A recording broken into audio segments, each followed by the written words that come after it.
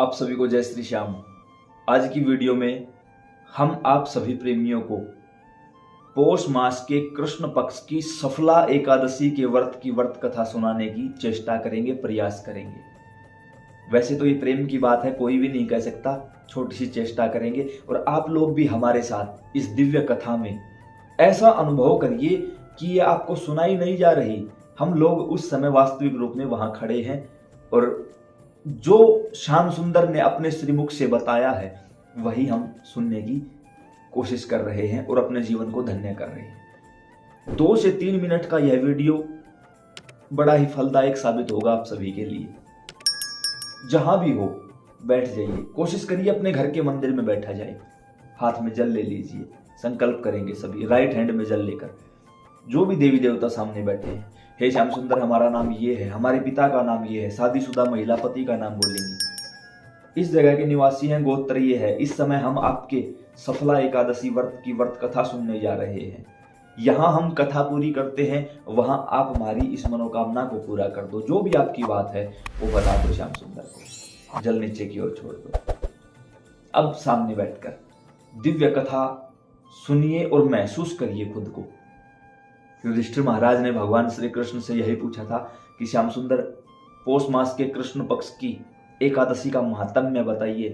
तब श्याम सुंदर के श्री मुख से यही वाणी उच्चारण हुई कि पौष मास के कृष्ण पक्ष की एकादशी को सफला एकादशी अर्थात सभी कार्यों में सफलता दिलाने वाली एकादशी कहा गया है।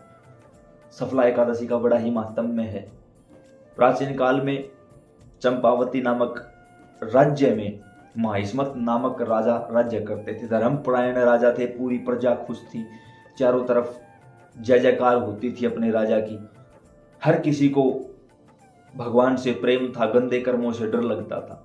लेकिन उन्हीं का जो बड़ा पुत्र था लुम्पक, वो गंदे कर्मों में लग गया किसी प्रारब्धवश।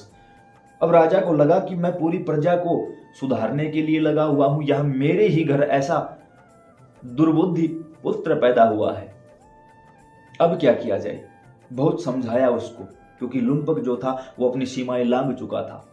हर प्रकार की गलत आदत उसके अंदर थी और 1000 प्रयत्न करने के बाद भी राजा उसको सुधार ना सका। अंततः राजा ने निर्णय लिया कि जो राम का नहीं वो किसी काम का नहीं, उसको अपने राज्य से निष्कासित कर दिया कि तू कहीं भी जा, हमें तेरे से कोई लेना देना नहीं है। निष्कासित करने के बाद लुम्पक यहां वहां घूमता फिरता रहा। एक गहरे वन में एक पीपल के वृक्ष के नीचे उसने अपना डेरा जमाया, वहीं रहने लगा। कैसे भी करके जंगली जानवरों का शिकार करता और उससे अपना उदरपूर्ति करता। वहां जाने के बाद भी उसने गलत रास्ता नहीं छोड़ा, कोई भी पाप उससे छूटा नहीं, बल्कि जंगली जानवरों की हिंसा और ज्यादा करने लगा। धीरे धीरे समय बीतता गया, उसी पेड़ के नीचे रहने लगा।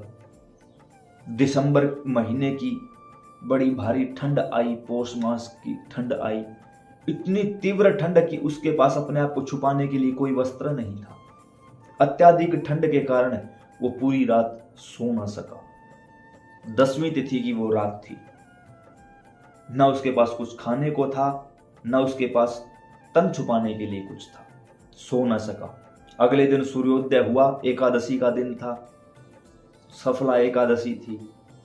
सोचा कि चलो कुछ ना कुछ खाने को मिल जाए। बड़ी मुश्किल से यहां कहां नजर दौड़ाई, कुछ भी नहीं मिला। शरीर बड़ा ही अस्वस्थ था, तो एक वृक्ष के नीचे गिरे हुए 2 फल मिले, उनको उठा लिए और वापस उसी पेड़ के नीचे आ गया। लेकिन इतना ज्यादा कमजोर था, इतनी ज्यादा ठंड से शरीर उसका अस्वस्थ हो गया था कि उन फलों को खाने में भी वो असमर्थ था।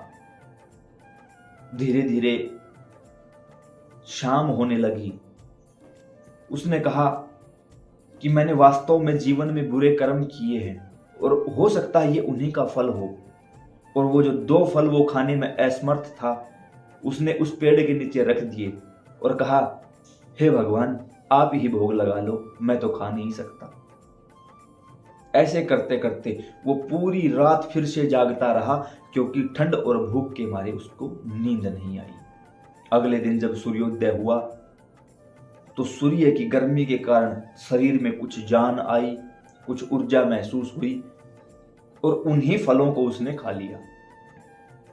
ऐसे में अनजाने में एकादशी का व्रत उससे हो गया, उसने किया नहीं, उससे हो गया अनजाने में।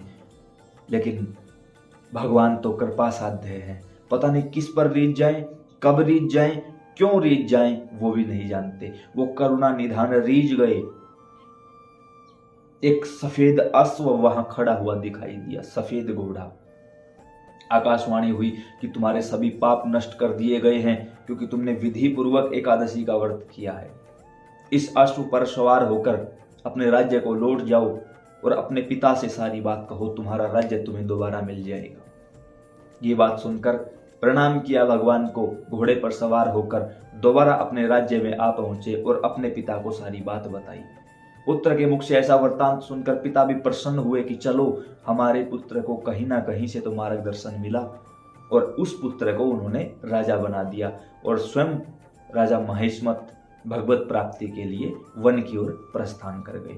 तो अनजाने में किया गया यह व्रत अगर इतना फलदायी है, तो जब हम सब सुविधाओं के होते हुए भी ये सेवा करेंगे तो श्याम सुंदर रीझ जाएंगे, प्रसन्न हो जाएंगे और हमें भी अपने निज चरणों की भक्ति प्रदान करेंगे। तो यह थी पावन पवित्र सफला एकादशी के व्रत की व्रत कथा। यहाँ हम श्याम सुंदर से प्रार्थना करते हैं कि श्याम सुंदर आप सभी की समस्त मनोकामनाओं को पूरा करे और अपने श्री चरणों की सेवा आप लोगों को प्रदान करे। अब इस कथा को अन्य प्रेमियों के साथ जरूर साझा करना, ताकि उन्हें भी यह दिव्य कथा सुनने का सुअवसर प्राप्त हो सके। जय श्री श्याम।